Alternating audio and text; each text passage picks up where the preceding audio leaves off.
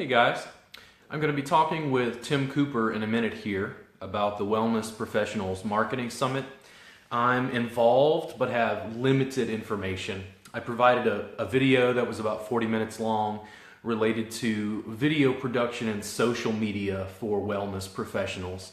And Tim has more information about the other people involved, the other educators, including Scott Lindquist, which I know you guys on Massage Entrepreneurs know quite well. But we've all kind of come together to do this online summit for wellness professionals, including massage therapists. I think we'll have a link below that allows you to sign up for that for free. But we'll get more information from Tim. He'll be able to fill me in on the finer points. And let's see if I can add him.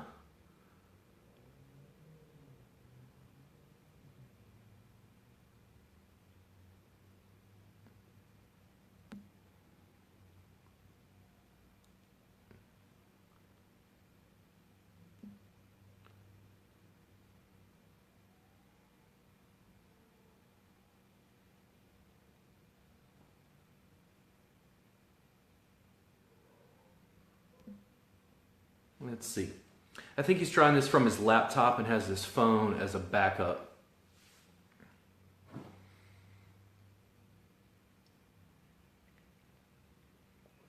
And yes, I put sriracha on my sriracha. I love that coffee cup.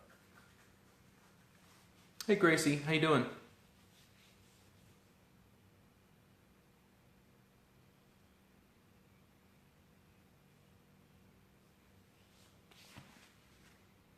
Gail Wood, and is it Rebecca Broomfield? I'm trying to think of who else is involved. I think those are the only ones that I know.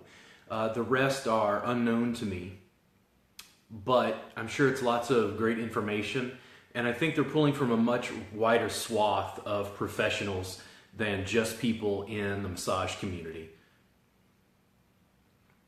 Hey Tim, I went ahead and sent you a request. I'm hoping that it went through. It's not allowing me to add you directly.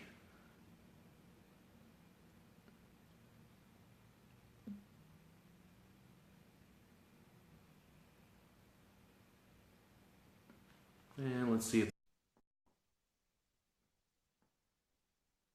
I only filled it half full. It would probably be 2 large cups if I used the whole thing.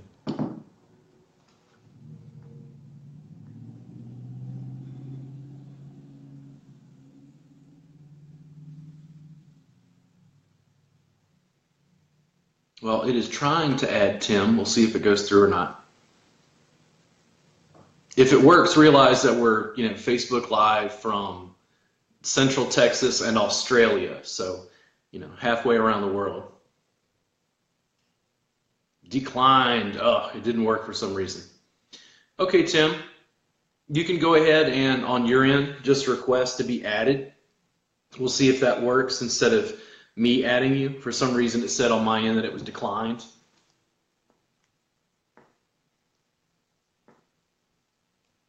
I think that the Wellness Summit, they'll be covering a huge range of general marketing information for wellness professionals. Since I decided to focus on social media for video, I think that other people are focusing on other niche areas. So now Tim is trying to connect with his phone. Apparently it didn't work through his computer. Getting information from other professionals is something that I think is really necessary. When I started the Massage Entrepreneurs Group, it was to be able to ask questions and get a broader frame of reference. Anything that I can say is, I guess great, but there's more validity, more feedback whenever I can work with a lot of different people and get information from them in addition. There's more transparency, more sort of ethics behind having a group where various people can add information to be able to chat and discuss things. And we're trying to add from Australia. I've not yet had a chance to work with someone via my phone and a laptop or a computer at the same time. It only seems to work via phone, but I'm not sure what the setup is.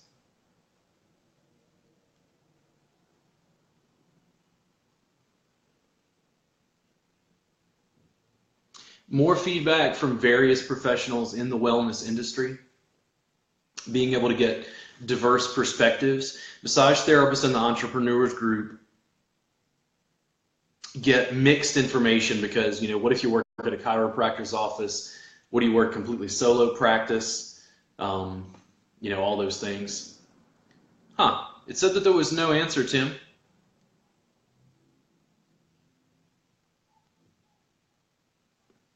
I'm trying to bring you on camera. I pressed a button.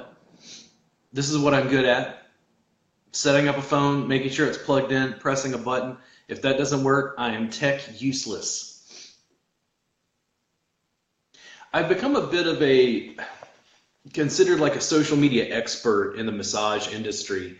And I find it very interesting that someone who's working out of his home studio could put himself in that position. Trying to add Tim, it's not letting him in. The main thing I do is make a lot of mistakes and just continue using my phone to try to produce content. I hire a videographer as I can to make YouTube content or other videos a little more, you know, professional. You know, having made my own workbooks and DVDs, things like that. It's like, well, I paid people to produce these. Like, the information is from me, but Tim, do you have auto rotate on your phone? I put my phone in landscape. You want to make sure that auto rotate is turned off or on. I'm sorry. So in other words, when you turn your phone to the side, you want the screen to automatically turn to its side.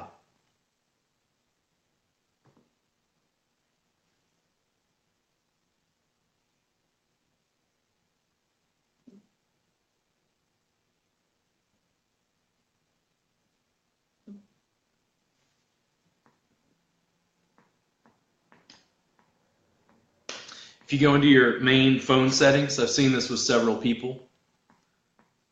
Okay, and let's see.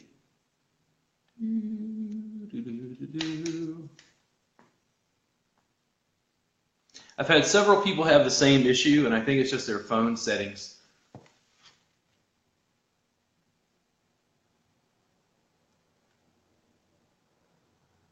But like I said, I just make a lot of mistakes. I just continue shooting video, not afraid to get on camera, which is, I think, half the battle. Most therapists I talk to are simply afraid to make video content because they're afraid of putting themselves out there. They're afraid of being criticized or critiqued in some way. And I'm just not, you know, in that same situation. I get plenty of criticism. I have probably more haters than fans sometimes.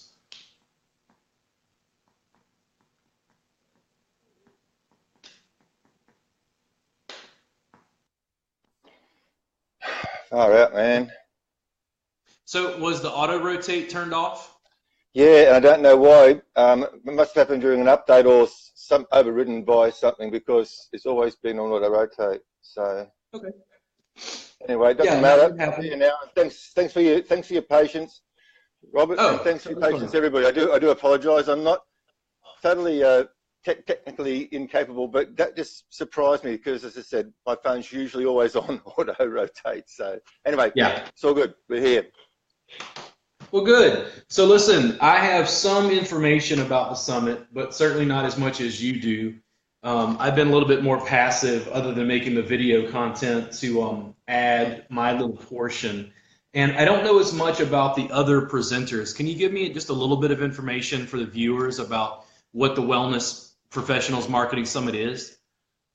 Yeah, absolutely. What it is that, look, we know that there's lots of people out there struggling, probably when they really don't have to be, just because they've got the wrong information or, you know, probably just set up incorrectly when they left school. So what we wanted to do was to not just create a summit where people jump on for half an hour and have a bit of a chin wag, just talk about whatever and then blatantly promote a product. We wanted this to be a real educational experience, something that is useful for everybody, some takeaway. So every single session, and there's over I think we're going to end up in about 25 sessions, is a self-contained lesson with action steps. Like, you know, like Robert did an amazing chat just straight off his phone, just showing people that you don't have to have the lights and the flashy cameras to actually get out there and start using this technology. So yeah, so other presenters are talking about what's required to create a website. Like I've done a couple of ones. I've done one on local SEO, another one on how to sort of expand your reach by tapping into markets that you may not have thought possible otherwise. Gail's done stuff on content marketing. There's Scott Lindquist has come along and done an amazing presentation on rebooking, how to get rebooking and retention. There's mindset, so there's money mindset, success mindset. So basically what we're doing is we're giving you 3 essential pieces of the puzzle. We're giving you the mindset, because often we tend to stand in our own way. We often get in our own way, or we just don't have the belief that we can succeed. I'm just going to kill this aircon. Sorry, Robert. No, it's like 6 a.m. in the morning here. It's been really, really steamy. That might sound a little bit better for you and you guys. Yeah. So then we go from the mindset into the strategy. Okay, so how do you do it? So how do you build a 6-figure cash business? How do you get people in the door? How do you package your your products and that sort of stuff? So various strategies. Like, you don't have to do everything on this. You don't have to implement every single strategy that this summit presents. But what it gives you is giving you options. It's giving you options moving forward, and you still work. And then of course then we talk about implementation, because gaining knowledge is great, but if all you do is gain knowledge, all you end up is being a very smart broke person. Okay, you've got to move forward, and you've got to put it into action. So yeah, so we're talking about video, talking about podcasts, talking about mindset, talking about setting your price, getting rebookings. Everything revolved around things you need to give you a boost up to make 2018 and beyond more successful for you, to actually help you build the success that you want. And also during this week, I had the opportunity to talk to a couple of millionaires. Do you believe this? Like, I spoke to this one guy called Akbar Sheikh, and he's just been affectionately dubbed the Millionaire Maker. And the reason why he's been dubbed the Millionaire Maker is because he's helped 5 people to date reach 7 figures in one single sort of sales funnel. And one of those people that he helped was actually a medical massage therapist in Dallas, Texas, called Lloyd Hale. And so we did an interview with Akbar. But this is sort of more in the there's different levels of membership. But I just want to say that just because you're a massage therapist doesn't mean that you are locked into mediocrity for the rest of your life. That you can actually build a solid 6 and even 7-figure business and still keep your integrity, still keep on helping people. Yeah. One of the things I'd see on massage entrepreneurs is occasionally people will talk about large chain spas disparagingly. And the whole reason I like massage entrepreneurs was I was trying to help independent therapists come up, and if they want, create alternatives. Like, what kind of business structures do you want to serve and, have the public be able to, consume from? Like, we get a chance to create that now that massage is a little more on the map than it was, say, 20 years ago. And I'm really interested to see in the next 20 years the sort of niche bodywork services that come out, where how do people change it up to differentiate, to provide more variety in the marketplace? Absolutely. And I think this is it. This is one thing that we got from our discussion with Akbar. Well, one of many things is that massage has been promoted and marketed the same way since beginning of time, and it doesn't really work. And so step number 1 is, as you're saying, Robert, find your niche and find your message and target that niche. And look, these big chain massage places, they exist, and I suppose they've always been a bone of contention no matter where you are. Like in Australia, we have a lot of Chinese massage places in the shopping centres. A lot of them aren't qualified. You look in the paper and you just read through the positions vacant and say, we're looking for a massage therapist, no experience required, we do all the training, and you go, it's one of those places. And of course they can, and from a remedial or sort of a wellness point of view, these people can unfortunately cause harm because they just don't understand the underlying anatomy and the contraindications, that sort of stuff. So, but the point is that we're always going to have that. And massage is not a regulated industry here in Australia. I don't think it's a regulated industry anywhere in the world. So if somebody thinks they can give a good rub, all they've got to do is just put up a sign saying massage, and nobody can stop them. Whereas other things like acupuncture and like you couldn't just put up, no, you just couldn't read a book and put up a sign saying I'm a brain surgeon, you know. Yeah. But unfortunately, with massage, but regulation is also a double-edged sword, and a lot of industries that have been regulated are sort of regretting the regulation, because then it just becomes like a reporting nightmare and anything else. But this is the problem that we have. And look, but as I said, everything has its place, and these chain places, they do provide employment, they provide a service, and you know, but at the end of the day, I wouldn't use them. I know I go, so there's many people out there who've got their favorite therapist, or who just don't see them as being quality, and will go to their own therapist or find a therapist. So there's plenty out there. Look, guys, at the end of the day, you don't need a million people on your books to make a great living. No, that's the whole thing as an independent. That's where my real heart resonance is. Like, I don't have any problems with larger businesses, but it was trying to help independent therapists create something new, and like businesses that really work for them on a heart level and allow them to pay their bills. Beyond that, when it comes to marketing, I find it interesting. So many people in the wellness industry, I think they have a push back against marketing because they have issues with money, they have issues with affluence. You know, they look at business as bad. And for me, I just looked at it like, listen, marketing is putting out your message. It's it. Don't even make it more complicated than that. It's just explaining to people what you do and why it's different. That's where, you know, marketing as an independent provider and having skills to be able to convey and communicate your message is so important to me. It's why I've leaned so heavily on video production. And the saving grace that I have is I'm not afraid to be on camera. It doesn't bother me. I just put on the camera and let's go. People will ask me if I, you know, have like a template, you know, or a script. And I'm like, occasionally I might make an outline if I have points I need to make, kind of like in the video I recorded for the summit. But for the most part, what I see is other therapists, and I deal with massage therapists primarily because of my background, they're afraid to be on camera. They feel like it has to be perfect. And I just don't think that really embraces the way social media works in 2018. Yeah, absolutely. I agree on so many points there, Robert. And I think, you know, this has been one thing. Well, let's come back to the marketing and this well, I call it massage martyrdom. That you've got this burning desire in your heart to you got this burning desire in your heart to, you know, to heal and to help, and you're a great healer and you get great results. And then when it comes to the end, you're scared to ask them to come back, and you're scared to ask them for money because now you think that it's wrong. Nothing could be further from the truth. There's a very famous marketer called Jay Abrahams, and he just said something similar like this: if you've got something that you know can help somebody, take away their pain, solve a problem, then it's your moral obligation to put that in front of people. You know, you can be a great healer, but if you're not getting the message out, look, nobody likes to be salesy. Nobody likes to be that used car slick, and that's not what it's all about. What we need to do as massage therapists is not to market. We need to communicate effectively, and at the end of the day, if you look at marketing and people say I don't want to be salesy, well, guess what? Sales and marketing are two totally different things. In fact, no, sales, like if you go into a business, there is a marketing department and a sales department.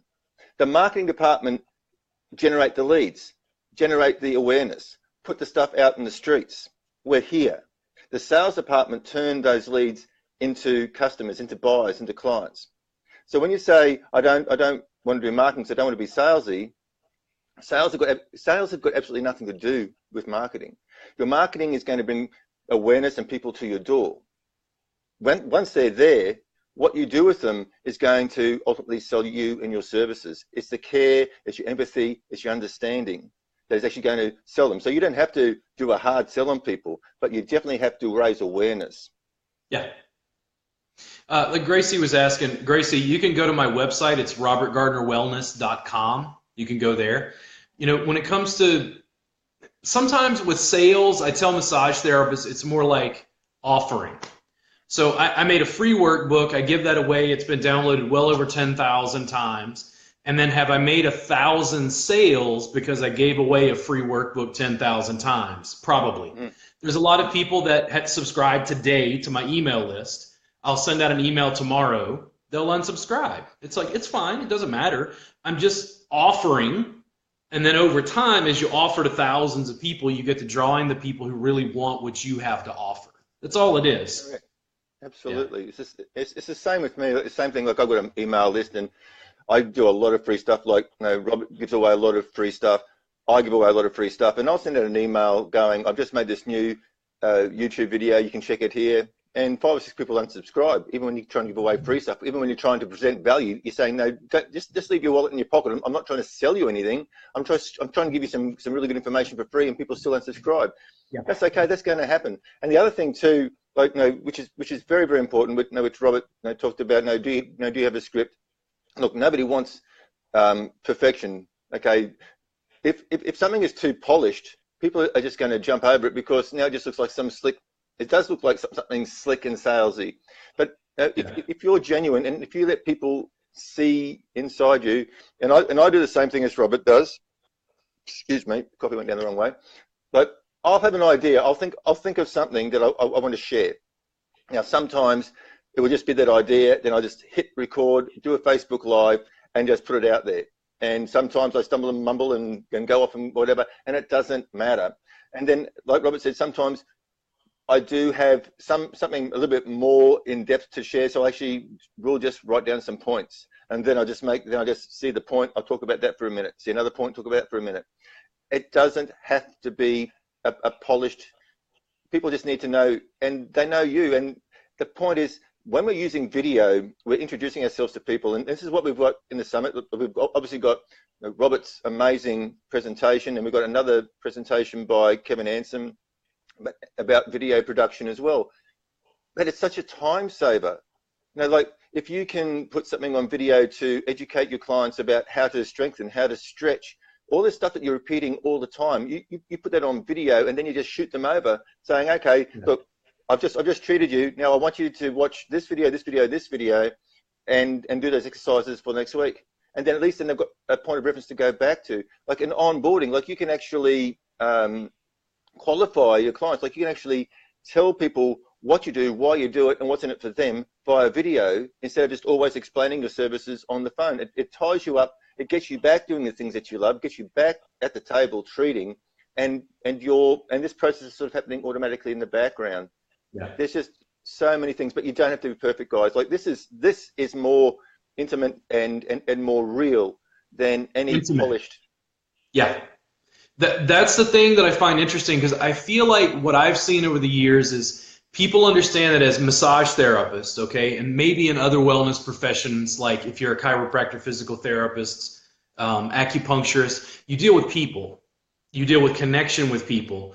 And for massage therapists, what I've seen is they feel like, well, what is all this? I don't know. What is all this social media stuff? But what you're doing is you're not missing this initial piece that we had in 1980.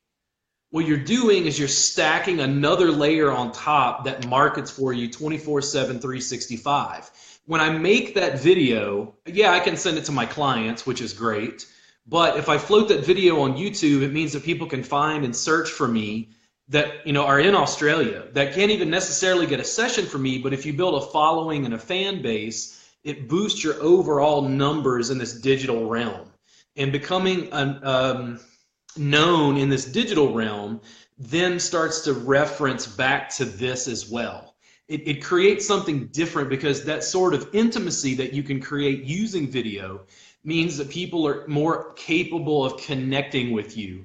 They connect more with you if you have, you know, like we're going to do this, we might talk for an hour. People are like, oh, that's a long time. You just have to make a little minute clip.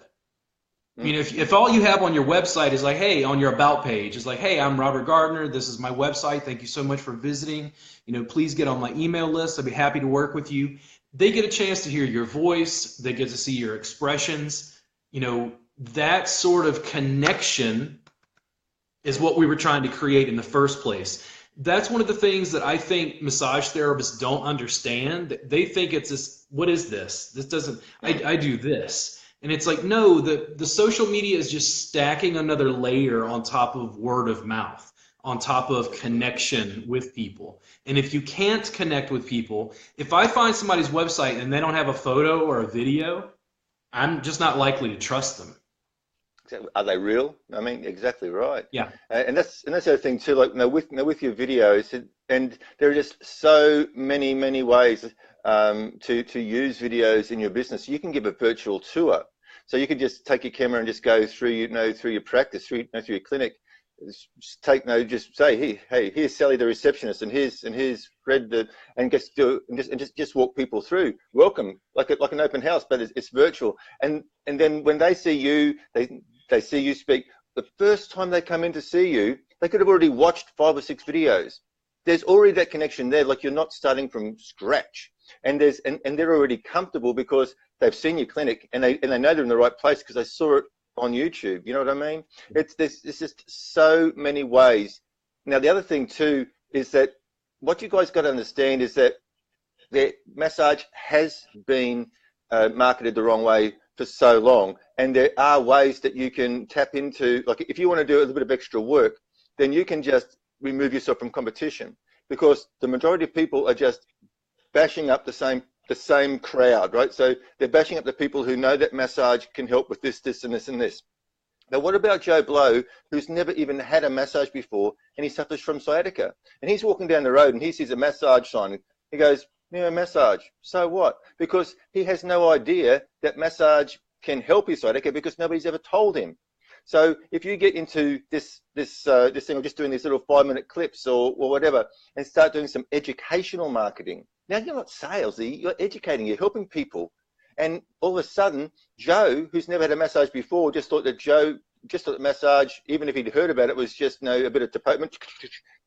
All of a sudden understands that, oh well, there's many aspects to massage, and there's this part of massage called remedial or Thai or sports, and it can help with this, and this. And then you do that while all your competition are fighting over the bloody remains of some person who thought they might want a massage. You're over here educating and bringing people in the door that these people aren't even touching. Do you understand? It's so powerful. And all you got to do is just think outside the box, do a little bit of extra work, and you can skyrocket your business and still keep your integrity. Look, I'm still a healer. I still love helping people, right? But it doesn't mean that I've got to be broke. Yeah, the stuff that therapists really want to do, the body work, if they'll spend just a little bit more time working on the business part, this flows effortlessly. Yeah. It's not as much work. We all love this. I'm always going to go back to seeing clients in session, and I love working with people. But for me, what happened is at a certain point, probably 2 or 3 years ago, it started to flip. I was spending more time working on this because this was just, I had done this so many times, you just already knew this. You're always adding nuance, you're always studying. But it was figuring this out. Once I figured this out, then the business started to grow. The thing that I wanted to do was possible. Yeah, I'm with you, because that is exactly the same place where I came from too. Like, I came out of many years working full-time in elite sports, so I didn't have to worry about finding clients, right? My clients came to work, like they were athletes. So I worked in that environment for many years, and I was very fortunate. Like, I got to work with some of the best therapists in the country, and so my treatment approach and application became very unique, because it became a hybrid of a lot of stuff that I'd seen worked. And so when I left elite sport, I thought, I'm just going to nail this. I'm just going to go out there and conquer the world, because I'm getting great treatment outcomes and I'm confident, blah, blah, blah. I set up private practice, and I'm almost starting to starve. And I'm going down the gurgler. I get in a really dark place emotionally and mentally. I start to question myself. My confidence starts to wane. And it's like, what's going on? And I was going to walk away. I was seriously going to walk away. I've been an educator most of my life, regardless, even IT. I was teaching people how to use computers. I've been teaching people how to strap and tape athletes. I've been teaching, so in the workplace, workshops, classroom, I've been teaching for many years. So I said, this is enough. I'm just going to create some online content, and I'm just going to sell that online. I've had enough of this struggle. I was blaming. I said, "Oh, look, this is too hard. Like the economy is down. My location is bad. There's too much competition. There's too many people offering cheap massage." I had all these excuses. Anyway, so I had to borrow money for my first marketing course, and I started doing this marketing course wholly and solely with the focus of promoting firstly working out what I should create as an online course, and then take it on from there. A strange thing started to happen once I started to learn marketing. My clinic practice started to pick up all by itself. Magic. Now, and within 60 days I was busy, and within 90 days I was booked solid. And I changed nothing. My location was still crap. The economy was still bad, and those nasty little discount massage places down the road, they were still there. So what had changed? See, it's too easy for us to blame external influence. It's too easy for us to blame our environment. At the end of the day, it's up to us. It's up to Tim to make Tim successful. It's up to Robert to make Robert successful. It's up to you to make yourself successful. What I see is, you talked about the leftovers after everybody's marketing massage. And what I see here in Austin and Central Texas is people will say that the market is saturated. But what I see is there's maybe 5% of the population that gets a massage with any regularity. And massage therapists feel like they're fighting over that 5% instead of marketing to the other 95%. Exactly right. Yeah. Nail on the head. So why don't you educate the other 95% about how your service works? So what we're talking about here, and I actually talk about this very thing in one of my presentations for the summit. But what you need to do is you need to write an educational piece. Now that can either be, you can either present that on a video or on a blog post or on an article. And obviously you want to reference some things like PubMed. So you want to, you want to have some sort of, fidelity there, some sort of credibility in what you're saying. But by the same token, this information has to be presented in very plain language, like as if you're talking to a sixth grader. Okay, so you're not going to be talking technobabble. You're not going to be talking industry speak. This is the other problem with massage therapists. They are promoting and marketing to their peers because the language they're using is only known within the industry. Like myofascial release, mobilization, like all these different terms. Medical Part terms. of the way you can make yourself stand out when it comes to education, this is what I think happens. I get frustrated with that jargon because I understood that a bus driver doesn't understand what myofascial release is. It doesn't mean anything to him. But if I say, listen, you've been sitting on a bus driving for years, your lumbar spine, your low back. Now, when I say lumbar, he doesn't know what lumbar is. But when I say lumbar spine, low back, his notion is this guy's a professional. He understands some sort of medical language I don't, and then clarify that it was my low back. And I say, listen, this is compressed because you're sitting all day bouncing. Probably what I would do in session with you is the traction and lengthen, kind of pulling your legs to be able to create some space in the musculature there. If you can do that in a way that not only uses a little bit of medical terminology, but makes it comprehensible to the public, that's where, to me, video comes across. That sort of education, it's like massage therapists think that just having, musculoskeletal anatomy, you are a genius compared to the general public. They don't know where their bicep in origin and insertion is. They have no idea. Yeah. I actually had a client come to see me. My cousin, is very embarrassing actually, and he was talking about his tight tricep while he was patting his ITB. I'm going, your tricep's down there. Oh, no wonder you're in trouble. And that's the point that people understand. And Robert, once again, you are 100% on the money. Sometimes when you're explaining things to people, you don't have an option other than to bring in some sort of term that the person doesn't know. And so what you need to do is, like Robert says, is build this kind of like bridge. So kind of like bridge. So when you say it's your lumbar spine, then you've used that technical term. Now bring it back to layman's terms. So, and now you're actually educating once again. So all of a sudden, this guy who's always talked about his lower back or the top of his butt now knows that that's actually called the lumbar. And then when he sees stuff, oh, that's the lumbar. I've heard about that before. I've seen it on Google. Oh, that's what it is. And now, who gets credited for for that epiphany? The person who actually took the time to educate, and not just preach. Too many people talk at people. They don't listen to people. Yeah, the connection, instead of this, like I'm up here talking down to someone, it's saying, oh, listen, yeah, I'm a professional, but listen, I want to make this intelligible to you and communicate and convey information. That's the same thing that happens to me, I think, with doctors. When I see people talk about the doctors they like, it has very little to do with whether or not they're a good surgeon. It has everything to do with their bedside manner, which includes sitting down with them and say, listen, before we do this surgery, I want you to understand what it is we're actually doing. And that puts the person completely at ease. And I think that same thing happens with massage, because they don't fundamentally understand the complexity and nuance that comes into our industry. It's much more complex than just a day at the spa. There's a really wide range that massage represents as far as manipulation of soft tissue. And that's the point too. And this is where we come back to why massage has been marketed incorrectly for so long, because people just say, what do you do for a living? You say, I'm a massage therapist. Now, if I said that to somebody and their perception, see, everybody, well, not everybody even, but a lot of people know what massage is. They've got an idea of what massage is, but it's their idea, it's their perception. So look, I don't do relaxation massage. I don't do relaxation, pregnancy, or reflexology. I am no good. We all know what we're good at. We know what we're bad at. I'm bad at that because I've been bashing up athletes for 16 years. So I do remedial massage. I do pain management. I do mobilization. Okay. So if somebody said to you, what do you do for a living? And I go, oh yeah, I'm a massage therapist. How are you?